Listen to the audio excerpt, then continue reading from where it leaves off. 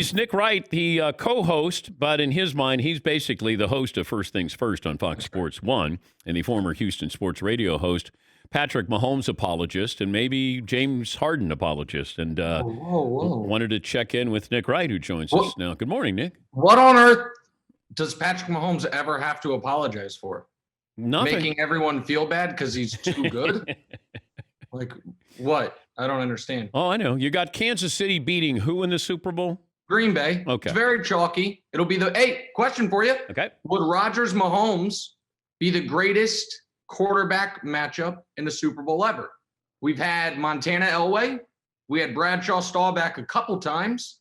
We had Breeze Manning. Would this go to the top of that list?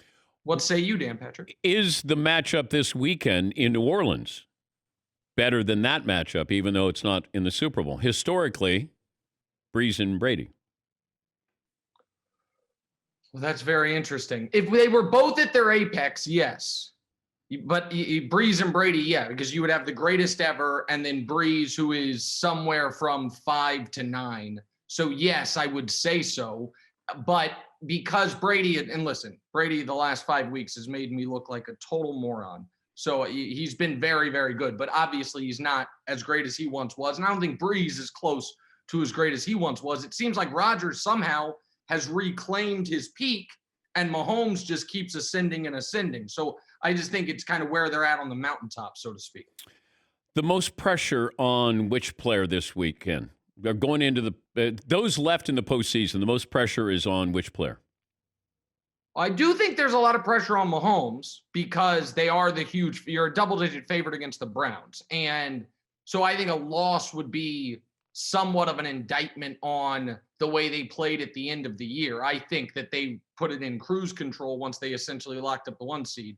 So aside from Mahomes, I think there is massive pressure on Rodgers because I understand the Rams have the number 1 defense. I get it. But at the end of the day, it's in Lambeau, and it's either Goff or Wolford you're up against. And so if they lose that game when he is going to be the league MVP, when they're a touchdown favorite in Lambeau, it's going to be 25 degrees. I think that's a tough one for him. I think Brady and Breeze are both kind of free rolling. And I think Lamar and Josh Allen are somewhat free rolling because they both got their first playoff win last week. They both played really well last week. And they're young enough that I don't think anyone's going to kill the loser of that game.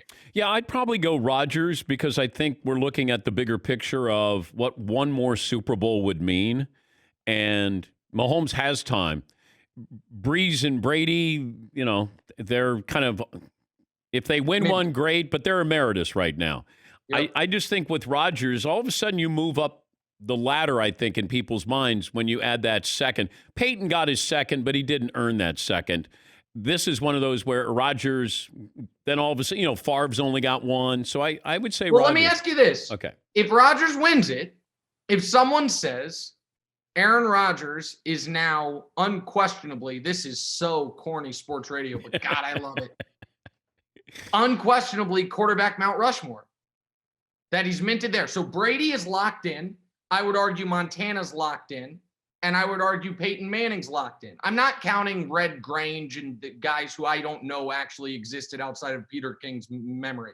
I'm talking about the last 50 years. Okay. That 4th spot's open. Does Rodgers slam that door shut if he gets it? What if Breeze gets his second? Well, that's the other thing. He could say, no, it's mine. I have the second most everything to Brady statistically. And now I have 2 rings. So, because the thing for Rodgers and Breeze, it's not just they both only have 1 ring. They also only have 1 appearance. So Peyton, I understand the second ring, it was defense pushed, but he got the Broncos to the Super Bowl the year he threw 55 touchdowns, right? That was all him getting there. Yeah. And he got a Colts team to a Super Bowl where he was the driving force when they didn't win it. So I feel like it's for what hurts Rodgers and Breeze isn't just the 1 ring, it's also the 1 appearance. You know this, Dan. I'm a LeBron James fan, so I think getting to the championship is a massive accomplishment that must be respected, not denigrated, even if you don't win it. And I brought up LeBron, and I brought up, when we get, 3 great talents together. I think Chris Bosh is as important with the Miami Heat success as LeBron and Wade are to this degree. He understood his role, and every single night he didn't cause any problems. I'll be a spot up three. You want me to play defense, rebound, I'll do all those things. Kevin Love with what he did in Cleveland. He understood his role as that third man in has a really difficult situation. Ray Allen with the Celtics did it. Yep, great point. Ray knew exactly what his role was there. Great and point. So, here's the problem for the Nets. Let's just go through let's assume Kyrie comes back, okay? Kevin Durant can't be the third guy. He's the second best player in the whole league. He has to be the leading actor. Yep. Kyrie's the third best guy. But what his skill set is not at all what the third best, he has his whole utility as a basketball player is scoring, is amazing ball handling, getting to the basket. He's not a great passer and he's a bad defender. So the only guy whose game is suited to it and the only guy who's ever done it is Harden. Harden, the only finals he ever made, he was the third best guy. He has led the league in assists. He can be a great distributor. Now, James Harden has claimed the only thing he cares about is winning a championship. Houston bent over backwards to do everything for him. He torched it on his way out in pursuit of a championship. If that's true, if all he cares about is a championship, then he is the guy that says, I'm going to go from being the greatest scorer of my generation and one of the greatest scorers ever to 22 points per game. I don't know that he's going to do that, but he's the only one who can do it. Like Kyrie can't do that, or else he's just not like, I'm not trying to disrespect him, but his skill set is so specific to having the ball in his hands and scoring. Harden's the only guy who can do it. I don't know if he will. Even if he does, that team is going to be horrifyingly bad defensively. That team's, I don't think, going to be good enough, Dan. If Kyrie is being a good soldier and they didn't lose Dinwiddie, do the Nets need to make this deal? I don't think they needed to make it, but I do think that there is a fear of the Lakers that looms over the whole league. And I think it's like, okay, if we don't have a big three, our big two's not better than their big two. Like LeBron's better than everybody, and Anthony Davis is objectively far better than Kyrie. So even if we have depth, the Lakers added depth. The Lakers have cohesion.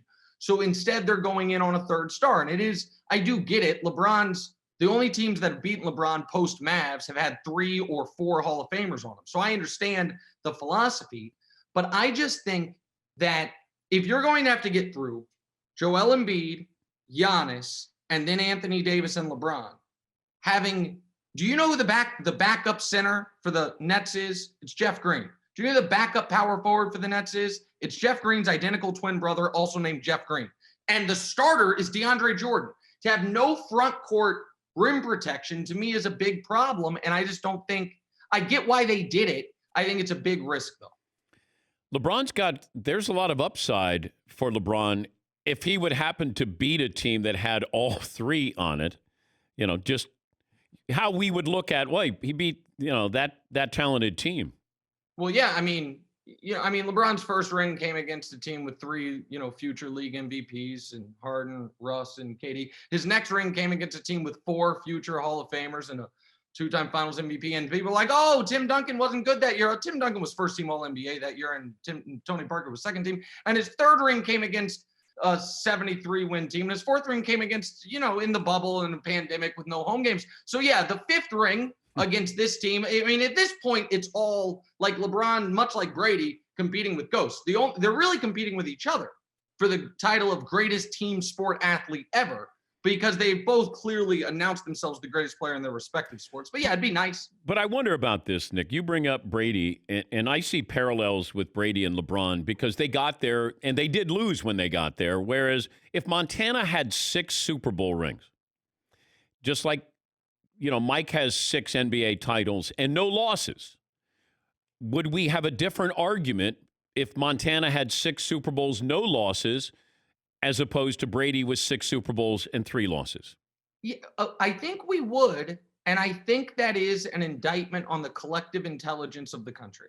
I don't understand it. I've never, ever understood this idea that, Michael Jordan getting bounced early and therefore keeping a pristine finals resume is better than LeBron James at 22 scoring 48 against Detroit, carrying a team there, and then losing. Like his last year in Cleveland, Jeff Green, second mention for Jeff Green today, big day for him. Jeff Green was the second best player on that Cavs team once Kevin Love went out. They made the finals. The idea that we use that against him, I've never understood, but a lot of people do. We wouldn't do it if it were the Olympics. Olympics, we don't say, well, one guy has 4 golds and the other guy has 4 golds and 2 silvers. We're not like, well, those silver medals really hurt you. We're like, no, that's pretty good. That's impressive.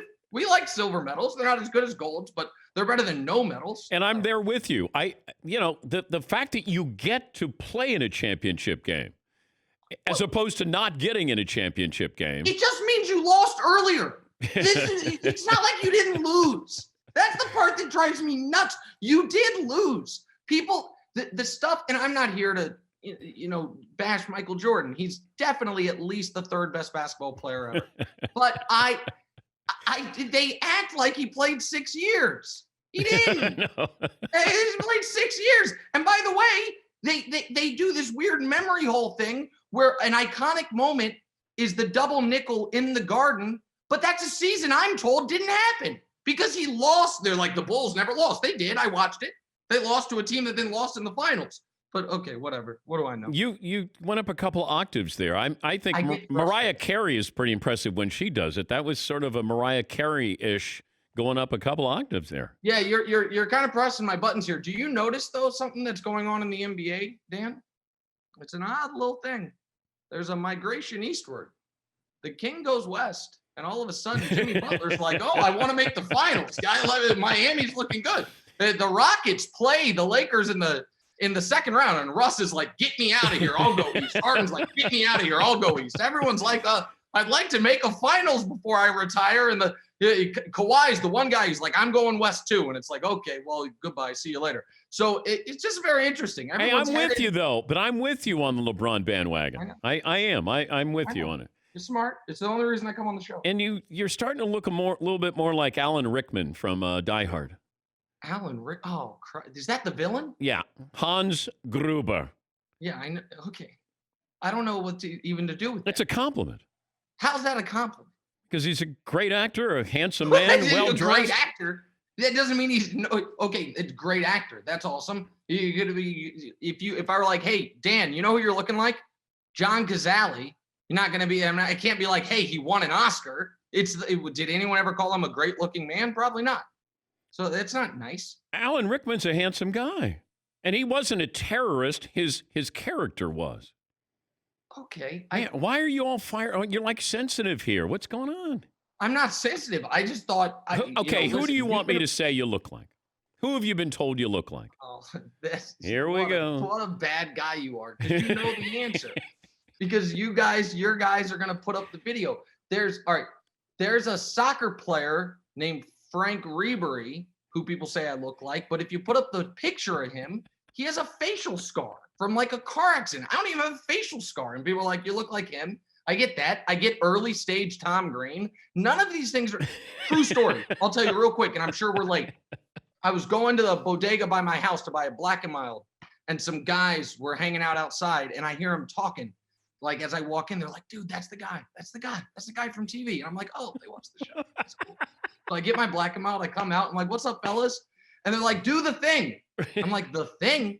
They wanted me to do a Tom Green bit. They thought I was Tom Green. At least they sort of recognized you. No, they didn't. They thought I was a funny-looking different guy. With a high-pitched voice. Okay. Right. Now we're really off. I'm so late. I got to go here. Okay. I'm up against a break. You know how this works. I don't want to be here anymore. That's Nick Wright. Thank you, buddy. Good to talk to you. Nick Wright, the co-host of First Things First on Fox Sports 1.